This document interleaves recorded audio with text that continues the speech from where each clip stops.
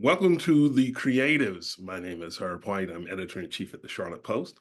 And with us today are Robin Tynes-Miller, who is co-founder of Three Bone Theater in Charlotte. And at some point in time, we will also be joined by Marvin King, who is an actor in the latest production that Three Bone is doing, Thoughts of a Colored Man. So until Marvin joins us, welcome to the podcast, Robin, and hope you're having a good day so far. Yes, thank you so much, Herb. I really appreciate it. And we're excited to be here.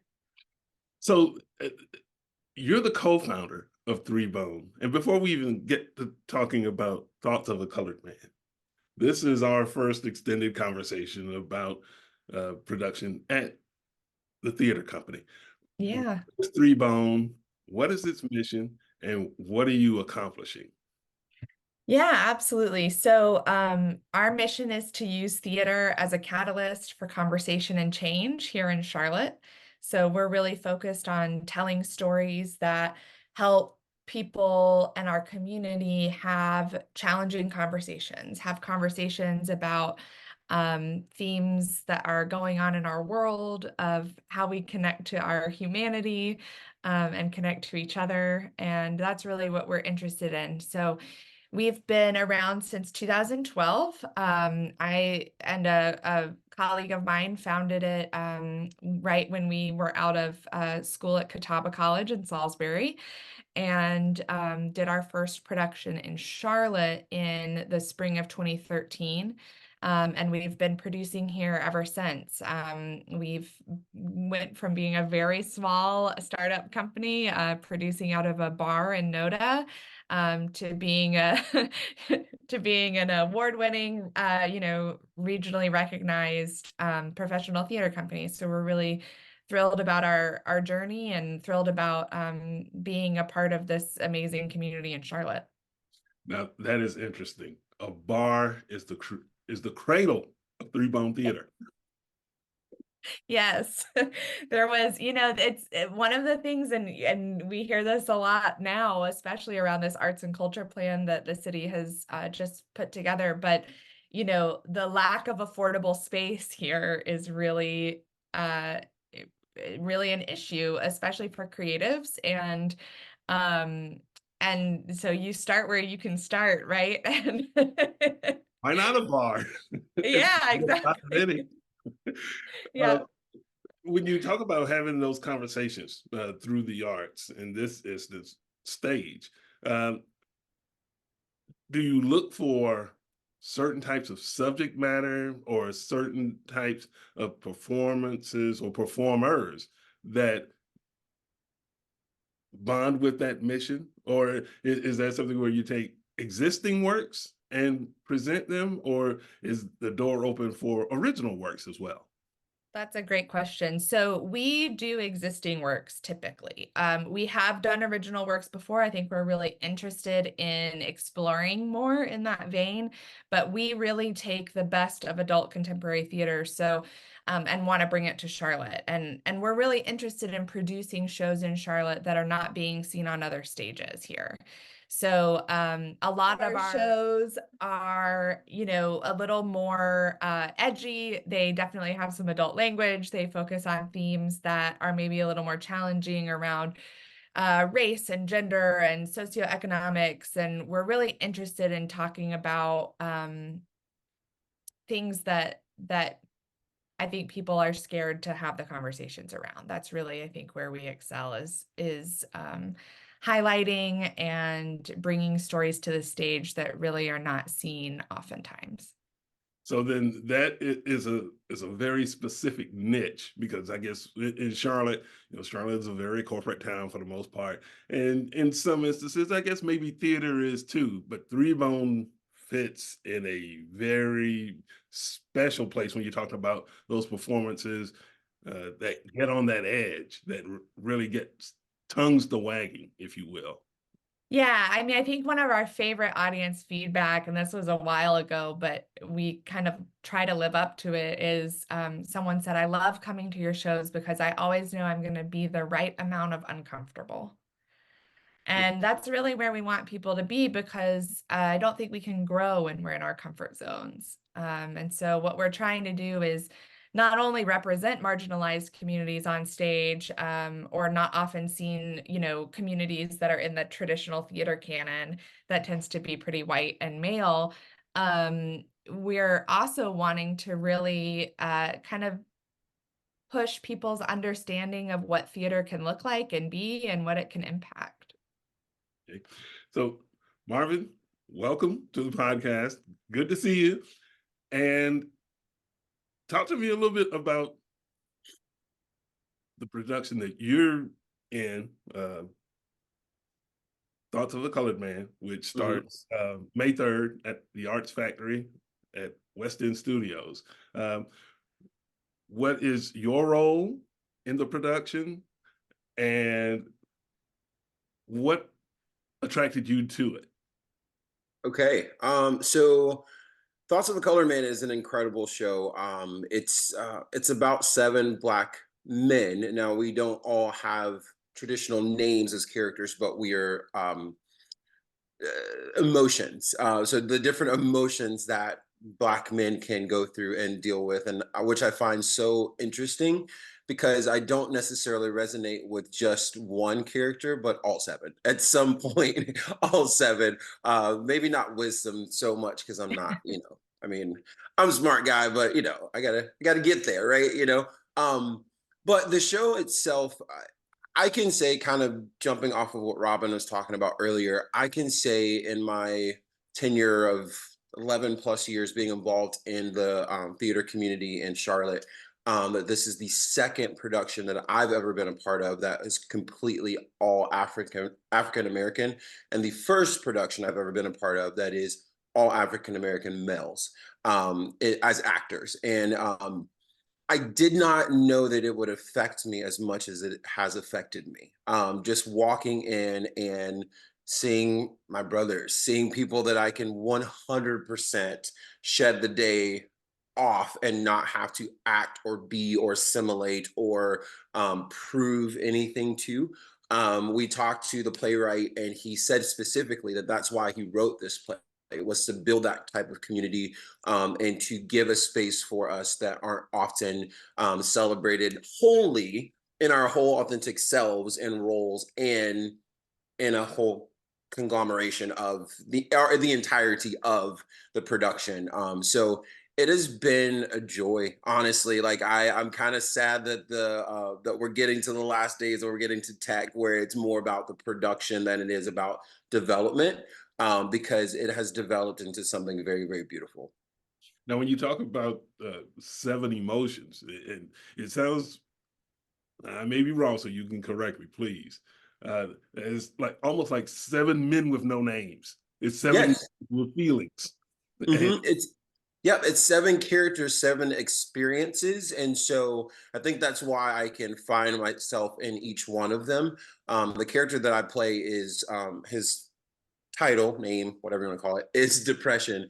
And people that know me are probably like, I've had numerous friends like, you're playing the role what they can't understand like why that would be something that I'm playing. But it's very interesting because this character, it's very funny, he's very plugged in, he's very you don't necessarily see what depression, because let's be honest, that's not something that people lead with, right? It's something that's typically covered up. And so but the depression comes in from him not knowing who he could have been, him giving up his life, his dreams for his family, to support and be there for his family, and then later on in life going, but I don't know what I could have been. He's a very smart person, he's a very articulate person, and then I found out, oh, it is kind of like me. So it's kind of, but it was in that development stage of this whole process that I realized how much I was like this character, and even dealing with things in my own life. so it sounds like when you talk about seven different emotions and the various states, heck, that could be one day in a person's life, Correct. when you go from the high to the low. And then when you talk about depression and what could have been, we all feel those emotions. So Hmm. I am guessing here that you are tapping into that plethora of things that we all go through, no matter your age, your race, or gender, or whatever. Mhm. And I found it interesting talking to the playwright Keenan, where he said, he wrote this piece like 16 years ago, Yeah. 19 years ago in his dorm room, and it's evolved up until this point, which one I find is so interesting because the characters are still so relevant. Like it hasn't changed over that period of time. The other thing is he said that most of the characters were 19, 20, 21 because that's how old he was at the time and how they've evolved. Now you've got the wisdom who's in his 50s, 60s, and you've got these kind of like diaspora of characters because the piece has evolved and included all of what, not all of, but many aspects of what Black men are. And it's been a really neat process. It really, really has. The show leaves some things up to the imagination for you to kind of figure out and piece together. And I think we all piece them together differently based on our experiences. And Yeah, I think even, one of the thing, oh, go ahead, Herb. oh no, go ahead. Well, I was just going to say one of the things that it's been so, when we read it and we're like, we have to bring this show to Charlotte, it does such a beautiful job of breaking down this idea that Black men are a monolith, right? Because it is shown. It was interesting you said the emotions throughout one day. So the play actually takes place just in one day. And it is about all of these different levels and different interactions and different spaces we find ourselves in, right? Like there's scenes in the barber shop, and there's scenes that are at people's places of work, and there's scenes that are, waiting for the bus. And it shows such a range of humanity that I think oftentimes in kind of more traditional theater pieces we lack out on. Like a lot of times it's a stereotype, or it's just showing from one perspective, a Black man who is angry. And there's a character in this named Anger, and he is still so multidimensional and so layered and fully human. And that's just something that I'm so excited to bring to audience members, and that the cast is doing just such a beautiful job with. And, and for Marvin, you touched on this in terms of uh, that range, and this is an all Black, all male cast. You don't find that a whole lot in theater. Talk about that type of experience and what it means to open that door to this type of diversity where it is all guys who happen to be Black. Do we have enough time for that? Truly, Herb, I did not know that I needed this so much, and I know I said that at the beginning. I get a little emotional thinking about it because, like Robin was saying, I've played the characters where I fit the mold of what is wanting to be divulged or touched on as far as a Black man, but Black men are so multifaceted. And so oftentimes it's in a lot of mainstream shows, it's what's easy to like piece in and put in there and you make you feel good, but often you don't go there, right?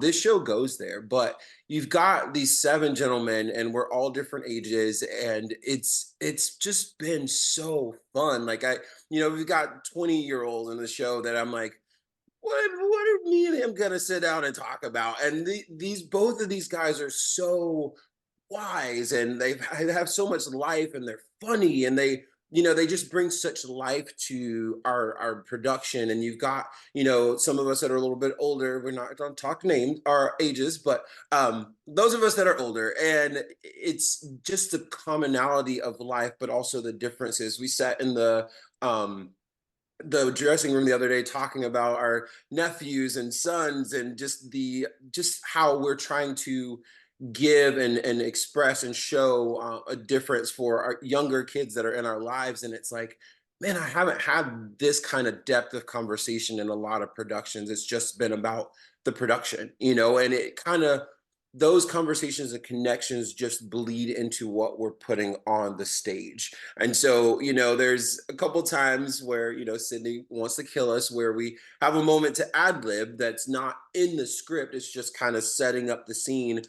And every night it's different. Every night it's funny. Every night it's something that we talked about the night before. And there's such a camaraderie and such a brotherhood in this show that I just didn't realize that I needed, or I knew I wanted to be a part of it. I kind of stalked Robin a little bit about it, but I didn't realize that I needed it so much. Now, you brought up the ad-libbing part, and I was going to ask, how much space are you given as performers to say, okay, well, because I have this experience, I've been around the block more than once, I can bring some of that experience Sure. to this role and show. I will say Sydney's an incredible director. He, as a Black man, has set us down and seen so much of himself in each of these roles and over the diaspora of his life. And the first week, we just sat around a table and read. We did not get up. We did not block anything. We just read. And after we would read the script, we would talk about it. And so it was one of the most impactful weeks, because we just dove into the characters and why, and how would they be feeling at this moment, and what caused them to come to this place of anger or depression or whatever. So that was really cool, a really cool thing that we got to experience. But as far as wait, I got a little I In terms of went bringing those backwards. I apologize. experiences to the emotional part of Yeah, this. the ad-libbing, yeah. So he's a director, and he's not going to let you go too far away from the script. Like, we want to give honor to the body of work that we're performing. But there are moments like in the barbershop where I'm sorry, but this is a common experience of Black men, to be in a barbershop and laugh and joke and watch sports, and somebody says something random and somebody's joking, and it just creates a life of its own. That one or two scenes were in the barbershop, and it's the entire cast. Whew. Depending on when you So come, you may good. get a different show. I'm just gonna be They're honest. so good. But I think it's also like Keenan's writing is also this like blend of just like normal, conversational speaking, but then Yeah. also poetry and spoken word. And that's really where the playwright started as an artist. And so there's some of that the cast has to do, Mhm. to the word, because it's a rhythm, because it's so intentionally written. And we've been really lucky to have Jay Ward, who is the Incredible. first Charlotte Poet Laureate, come and help with some of the spoken word pieces and just coaching that. Is he coming back this week? Because he was He's amazing. coming back. I think he's coming back tonight. Awesome. Um, so it's been cool to like work on the poetry of it too, and to start hearing that come alive, and it's just a whole other layer of the piece. It's And a I will be honest.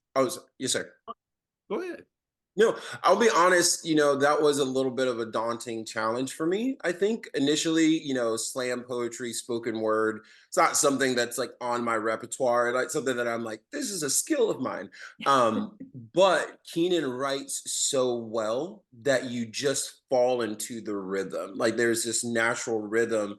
There's something about us getting the show on its feet and like rehearsing without our books, and it's almost like we all kind of fall into the same cadence, simply because of how it's written and just the natural flow of the lyrics and all of that. It's been really, really cool. And Robin, with your role as the co-founder of the theater company, uh, what does a performance like this uh, do for you? And I know you've put together all kinds of programming over the Yeah. years, but Three Bone is still relatively young. What does putting together a group like this for a program like this? What are your impressions? How much did you know about this particular play before you booked it and brought it to life? Yeah. Or, and what do you think of it now? I mean, it's just come so alive, getting to watch a couple of rehearsals of theirs and seeing I mean, it just is, it's so full of love, it's so full of heart, and that largely comes from the group that's performing it. I mean, they're just so vulnerable with each other and tight with each other, and that reads on stage. And that's the most interesting thing to watch on stage, in my opinion, is people being vulnerable and telling the story. And so, I mean, I think it's twofold, Herb. I think one of the things that we really believe in is making sure that we're bringing, quality, really great theater to Charlotte, and that a lot of that stems from the script. So this has been on our radar for a while. It was on Broadway in 2021, so we were watching it pretty closely and really excited and we knew we could cast it here, which is also just such a good feeling. We did Tony Stone, Lydia Diamond's piece a couple of years ago that is a cast of 11, I think, with one woman, but all the rest are Black men. And so we knew the depth of talent here in Charlotte, and that a lot of times that opportunity to be on stage is not necessarily frequent in our community. So we feel really passionate about that, and making sure that we're giving the artists that opportunity. I mean, I think one of the things that's been so fulfilling for me as the artistic director is like pieces like this, pieces like The Chinese Lady, where we had two Asian American actors, one of whom has been doing theater in Charlotte for decades and had never played a character of her own ethnicity, like written as that. Being able to give the actors that experience, which is so, I think, transformative and healing, to be able to be yourself, to be fully allowed to participate in theater as yourself, is oftentimes not something that is frequently produced for people of color in general. And so being able to provide the artists that opportunity is huge. But then, it's like it's producing, we're wanting to bring the best of theater to Charlotte in shows that represent our community. And it's such an honor to do that, so we're looking at shows that are going to give our artists those sort of transformative experiences, but also are going to, produce a really quality product for the Charlotte audiences, because we deserve great professional adult theater here. And hopefully along the way, you also stop and think and learn something. And one of my favorite things about shows like this is we're going to have a lot of community members from the Black community come and see this and go, I recognize all of these people and I recognize myself on stage. And that's such a beautiful experience. And at the same time, we're going to have people who get a glimpse into a whole other world, who it doesn't represent, and they get to build empathy and understanding and learn about that experience. And when we can do both of those things at the same time through a show, like that's the sweet spot. That's what we want to be doing. Yeah, those first timers, and then there's the all the timers. And Yeah. those experiences from a different point of view. Uh, in terms of the opportunities, Marvin, and I've talked to Rory Sheriff over at BNS Productions, and he's talked about how Charlotte is starting to embrace those opportunities for actors of color, and specifically Black actors. Talk a little bit about how this particular production becomes a brick in that wall of building a deeper bench of opportunities for Black actors. Wow. Okay, that's a hefty topic. I will say again, I'm so thankful for Three Bone. I'm thankful for Robin and the everybody over at Three Bone, simply because they are willing to make those give those opportunities and create those opportunities, those bricks in that wall. Charlotte's an incredibly multicultural city, and I don't think it's often expressed or shown that way.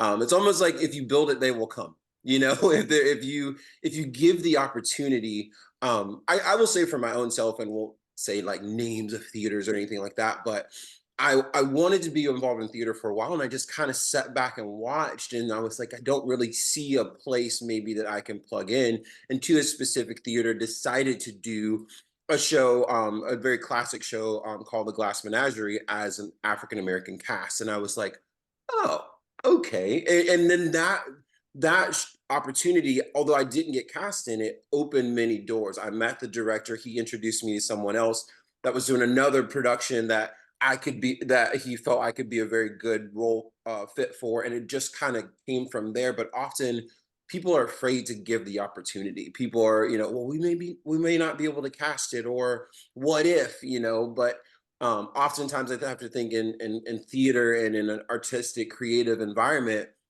what if not what if, like, if we don't do this, if we don't give the opportunity, who then suffers, right? So I think it's up to us to make those choices. But I've seen in theater, in Charlotte, that it's growing. We're not there yet. We're really not. We have some work to do, but it is growing. There are opportunities, and you find, like, doing a show like this where there's 7 of us that we come in, we all share this commonality and this common experience of doing theater in Charlotte and trying to find a place. Oftentimes, especially, there's a couple of us that do musical theater as well, so we do not just straight plays, but singing, dancing, and acting. And we find that we often are auditioning for the same roles because there's this many of them, so again, just grateful for theaters like Three Bone that give that opportunity, and then to see the talent that then shows up. um, for a while I thought I was a part of, like, this many people that were Black men that did theater, and then I realized there's so many of us, and so many of incredibly talented people on top of that just need the opportunity.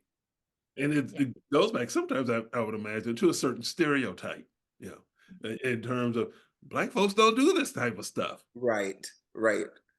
Yeah, and that was an experience of mine as well, and I realized, like, we do. We're an incredible artistic people, right? Like, there's been so many stories to tell, and there's a way to tell those stories, and so I've been on this journey myself. Maybe, a deeper conversation than what we have time for, but you know there's times where I relate to certain character in this show because I wasn't Black enough for certain roles, but you know what I mean, and was too white for because of how I articulated myself and spoke. And I'm like, no, I'm a Black man, and we come in all different shapes, sizes. We express ourselves differently, and we're not defined by a stereotype. And I think that's what I love about this show so much, is that it shows all sorts of Black men. It also shows the fact that sometimes when we go out of our community, that we have to assimilate a bit and change thing or whatever, right? But when we get in this show, when we get into that barber shop, it is like a dorm room, for a lack of a better term. It is just like the place, it's somebody's living room, and we just let go. And there's like almost a common breath before that scene starts, where you just know you're in for a ride because you have no idea what's about to happen. You can be as Black as you wanna. You can be. You're exactly. And there's not a measuring of that. It's just showing up authentically. Mhm. And Robin, I would imagine that this is what you're talking about when you talk about Three Bone, and you break stereotypes, you break convention, and this is the product when you're talking about breaking convention. Yeah, absolutely. I mean, we're wanting to show the full humanity of everybody, right? And that cannot be contained in a stereotype. It cannot be contained in one story. It's not contained in this play, right? Like, it's so Right. much broader than that. And I'm so glad you brought up, Brand New Sheriff. I think the work that they're doing here is so important. The work that Quentin Talley did here for so long and is still Yeah. doing here is so important to this community. Um, and we need to continue to tell these stories, and uplift Black playwrights too. I mean, I think there's so much incredible work being written. So it's exciting to be able to bring the story to Charlotte, and I cannot wait for people to see this cast. It sounds like it's going to be a real humdinger. So I'm just saying, but We have a good time. We have a really, really good time. And I would be remiss if I didn't mention Brianna and Robert, our stage Yeah. managers for this show. A Black woman and a Black man who just create a space of safety, create a space of love, create a space of hydration. Because Brianna is going to make sure we drink our water. And even the other day I was running in and I had like all this stuff about work and life and family on my mind, and I just wasn't there. And Robert was like, "Hey, you good? What's going on? You need anything? Take a minute, he's like, take a minute, we'll be fine. Come back in." And it's just a space that's created to show up however the day might, whatever the day may bring, right? But you have this comfortability with the people in that room of, I'm showing up authentically. There's a moment where like another cast member had some crazy things and going on, and Brianna just walks over and just grabs them and just like, breathe, love you. It was just like, it's a family. It's a family, and we're creating something so special. And I truly can't wait for people to see it. It's a community of care, and it translates so beautifully on stage. well, it sounds like it's going to be really great. And I appreciate both of you showing up for the podcast with the creatives. Robin Tynes-Miller, Marvin King. The show is Thoughts of a Colored Man. And we're thinking about a lot of stuff out there. And so that starts A lot. day 3 at the Arts Factory over on West Trade Street. So get out there. And it's a 2-week run, right? 3-week run. We 3 run through the 18th, so you've Okay. got time. But you get your tickets now because it's selling out. Okay. And where can you get tickets? threebonetheater.com. So there you go. And thank you for coming on today and talking about the program, the mission, and family, emotions, and all the other things to go with that. And for those of you who are out there listening to us, be sure to check us out on our website, thecharlottepost.com. We cover all kinds of arts and entertainment, and our podcast can be found on Spotify, Apple Podcasts, and SoundCloud. So wherever you download there and support our work. And until next time, I'm Herb White. Thanks for listening.